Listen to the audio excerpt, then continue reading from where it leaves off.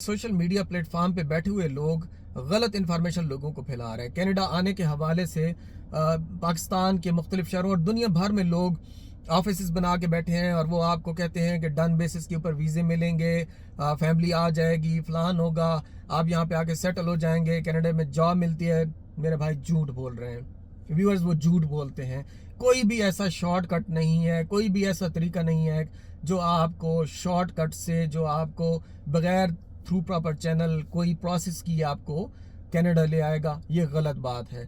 मेरा खुद कई लोगों से लाहौर, इस्लामाबाद, कराची रब्ता होता है और उनमें उनको चेक करने के लिए मैं उनको मैसेज करता हूँ कि जी आप बताएं कि आप कनाडा कैसे लेके आ सकते हैं। कल भी मेरी एक लाहौर के कंसल्टेंट, उनसे बात हो रही थी, तो वो मुझे कह रहे थे कि जी हम बिल्कुल कुछ भी नहीं लेते, हम $200 फीस लेते हैं और जो वीज़ा लगने के बाद हम इतने 12 लाख लेते हैं और 7 लाख लेते हैं। तो मेरे भाई, मैं कनाडा में बैठे हुए आपसे बात कर रहा हूँ, आप गलत बयानी कर रहे हैं।